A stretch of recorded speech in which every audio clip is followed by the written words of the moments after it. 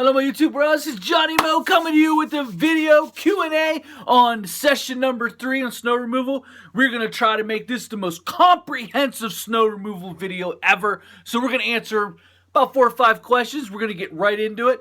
I know I haven't made a video lately. It's because we had Thanksgiving weekend and I've been out getting all that plow stuff on. It seems like no matter what you do, you know, before you put it away, you change the oil, change the filters, you make sure everything's running fine when you pull. It's just something about when you pull it back out, hook it back up, something seems to go, whether it be a cylinder on the plow or I had my transmission and motor go on my Snow EX, had to go out and get that all done. So we're ready. Doesn't look like we're going to get any snow this month. Long range forecast doesn't project anything. Had our first snow today. Nothing stuck. It just melted away. Still too warm around here.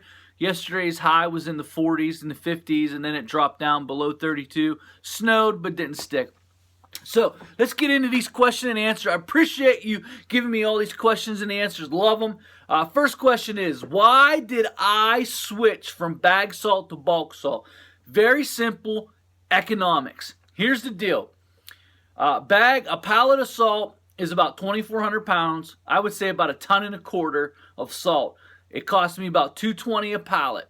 So to have the truck come and drop off about 1 ton of salt in front of my garage and shovel it into buckets, it is about $95 to $110 depending on truck cost.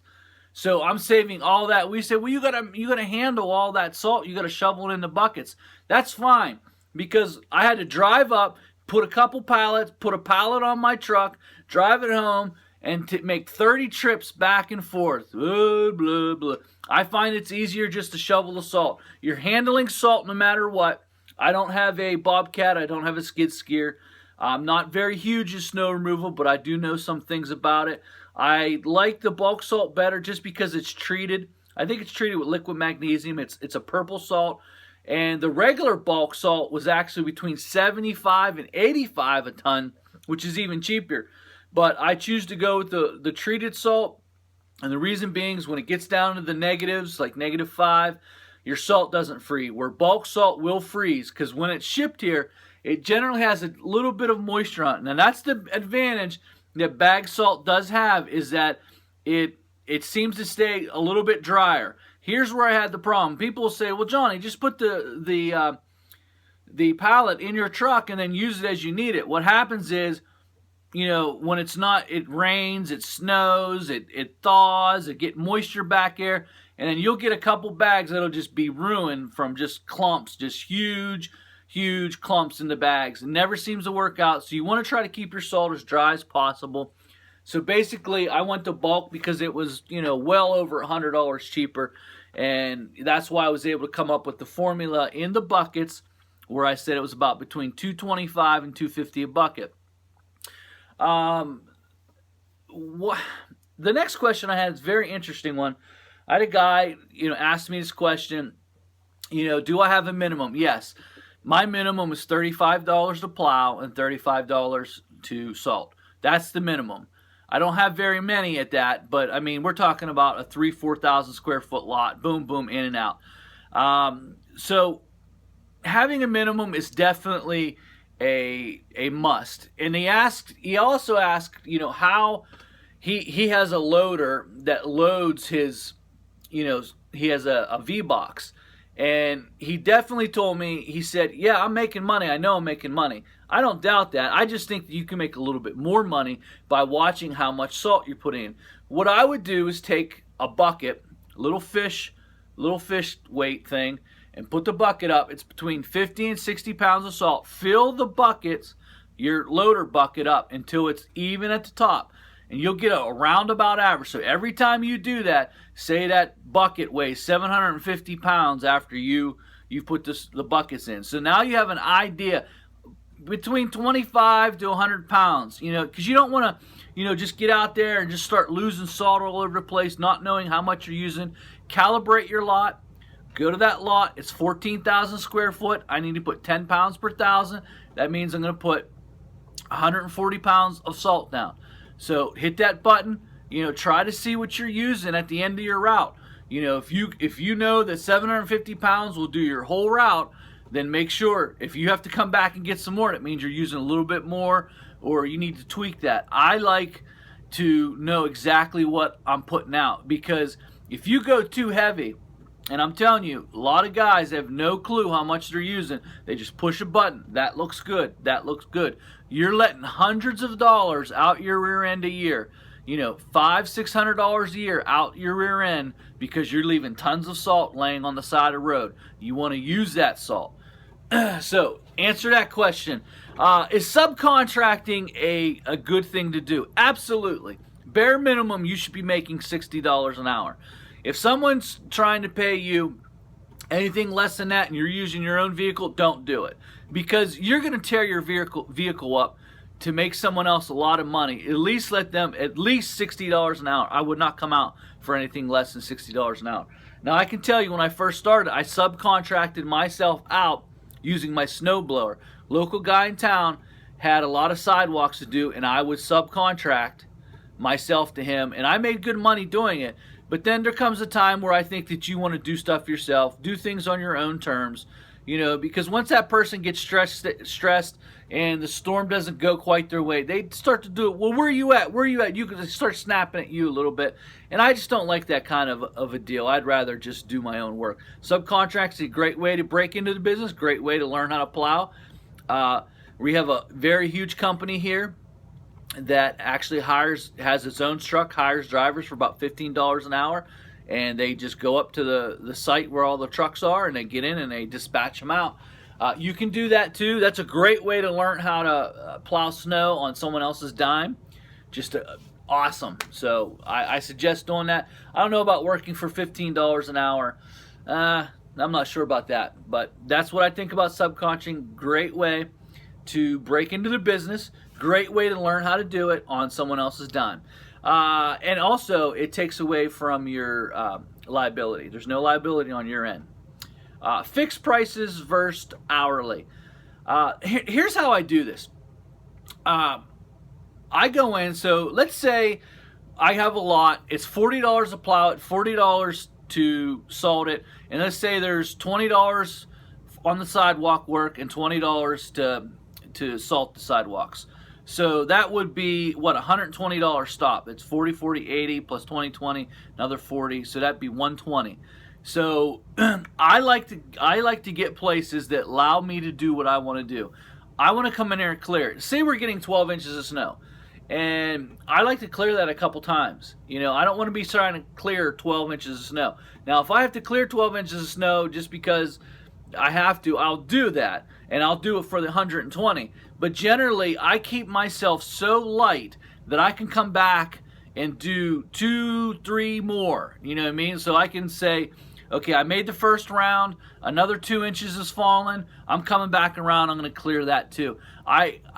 Again, it's about marketing to the customers, getting your system down, your truck and plow and everything set for what you needed to do.